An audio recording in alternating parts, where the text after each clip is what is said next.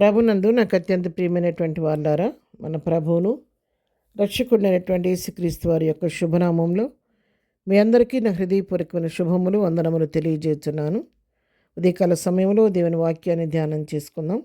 ఈరోజు వాక్య ధ్యానం కొరకు మనం తీసుకున్నటువంటి లేఖన భాగము యోహాను రాసిన 3వ పత్రిక 2వ వచనం చదువుకుందాం. ఒకే పత్రిక అండి, ఇది ఒకే అధ్యాయం 2వ వచనం చదువుకుందాం. ప్రియుడా, నీ ఆత్మ వర్ధిల్లుచున్న ప్రకారము నీవు అన్ని విషయములలోనూ వర్ధిల్లుచు సౌఖ్యముగా ఉండవలనని ప్రార్థించుతున్నాను. ఆమెన్. దేవుని నామమునకు మహిమ కలుగును గాక. ఇక్కడ ఈ వాక్య భాగాన్ని మనం గమనించినట్లయితే భక్తుడైనటువంటి యోహాను ప్రియునటువంటి గాయకు రాసినటువంటి మాటలు. గాయని గురించి మాట్లాడుతూ యోహాను భక్తుడు ఈ విధంగా ప్రార్థన చేస్తున్నాడు. నా కుమారుడా గాయు, నువ్వు చక్కగా ఆత్మీయంగా వర్ధిల్లుచున్నావు, అభివృద్ధి చెందుతున్నావు, విశ్వాసంలో స్థిరుడుగా ఉన్నావు, ప్రభువుకు సమీపంగా జీవిస్తున్నావు. నీ ఆత్మీయతను గురించి నేను ఎంతో సంతోషిస్తున్నానయ్యా. నువ్వు ఆత్మీయంగా వర్ధిల్లుచున్న ప్రకారము ఒక ఆత్మ విషయంలోనే కాదు, అన్ని విషయాల్లో నువ్వు వర్ధిల్లాలని, సౌఖ్యంగా ఉండాలని నేను దేవుణ్ణి ప్రార్థన చేస్తున్నానని చెప్పని మరి గాయకు తన లేఖ రాస్తూ పత్రిక రాస్తూ పలికినటువంటి మాటలు. అవును ప్రియులారా, ఒక వ్యక్తి ఆత్మీయంగా ఎదిగే కొలది, ప్రభువుకు సమీపస్తుడిగా జీవిస్తున్న కొలది, దేవునిలో విశ్వాసం మంది వేరుపారిన వారిగా స్థిరులను కదలని వారై ప్రభువును అనుసరించి ఆయన ఆజ్ఞలను గైకొంటూ జీవిస్తున్న వ్యక్తి జీవితంలో దేవుడు ఏ కొదువ రానియకుండా సర్వసమృద్ధిని వారికి అనుగ్రహిస్తాడు. వారి జీవితాల్లో లోటు అనేది రానివ్వడు, లేమనేది ప్రభు కలగనివ్వడు. ఎందుకంటే వారు తన యందు భయభక్తులు గల వారి కొరకు ఆయన దాచి ఉంచిన మేలు కంటికి కనబడదు, చెవికి వినబడదు, మానవ హృదయానికి గోచరం కాదని దేవుని వాక్యం సెలవిచ్చినట్లుగా మరి మనుషులకు అర్థం కానటువంటి ఆశ్చర్యకరమైనటువంటి శ్రేష్టమైన ఈవులు ప్రభు తన యందు భయభక్తులు గల వారి కొరకు సిద్ధపరిచి ఉంచుతాడు. మరి ప్రభు ఇచ్చే ఆశీర్వాదం అనుభవించే వారికి అర్థమవుద్ది, కానీ చూసేవారికి వినేవారికి అర్థం కాదు.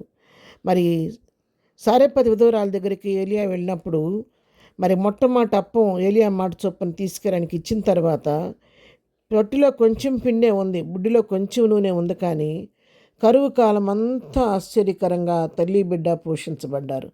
కొదువనే తెలియకోకుండా. దేవుని యొక్క ఆశీర్వాదం అలా ఉంటుంది. ఎందుకంటే అది అనుభవిస్తున్నటువంటి వారికి ఆ రహస్యం, ఆ అనుభవం అర్థమవుద్ది, కానీ మరి వినేవారికి మనకు అర్థం కాదు. ఎందుకంటే ఆత్మ విషయాలు ఆత్మ కలిగిన వారికి మాత్రమే అర్థమవుతుంది. వాక్యం చెప్పినట్టుగా అందరూ అన్ని విషయాలు గ్రహించలేరు. ఆ విధంగానే ఇక్కడ తన బిడ్డల కొరకు ప్రభు శ్రేష్టమైన ఈవులను సిద్ధపరిచి అనుగ్రహించడానికి ఆయన సిద్ధంగా ఉన్నాడు. మరి సొలొమోను విషయంలో సొలొమోను జ్ఞానం కొరకు అడిగితే దేవుడు ఏం చేశాడు? నువ్వు జ్ఞానాన్ని అడిగావు కాబట్టి, వివేకం గల హృదయం కావాలని అడిగావు కాబట్టి, నువ్వు అడగకపోయినప్పటికి కూడా నేను నీకు జ్ఞానానితో పాటు ఐశ్వర్యాన్ని ఇస్తున్నాను, మరి సకలైశ్వర్యాలు నీకు ఇస్తున్నానని చెప్పని ఆయనకి దీర్ఘాయుష్మంతుడిగాను సకలైశ్వర్యాలతో నింపి ఎంతో మరి ఉన్నతమైన స్థితిలో సొలొమోను పెట్టినట్టుగా మనం చూస్తున్నాం.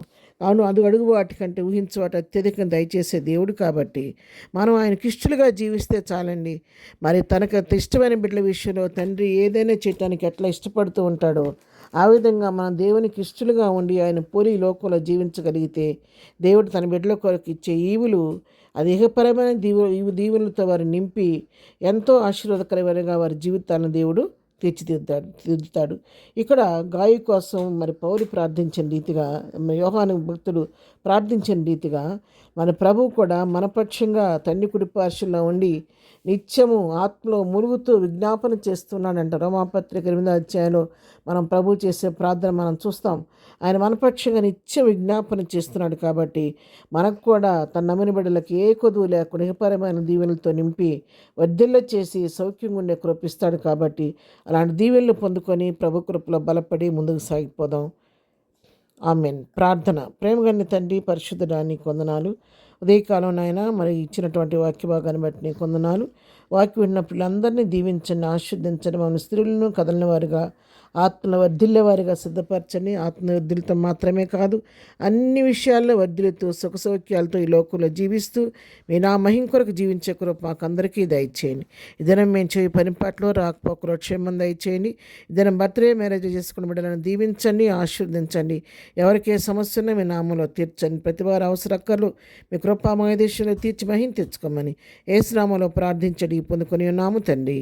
ఆమెన్. ప్రభు కృప సదాకాలం మనందరికీ తోడే నడిపించునుగాక. ఆమెన్.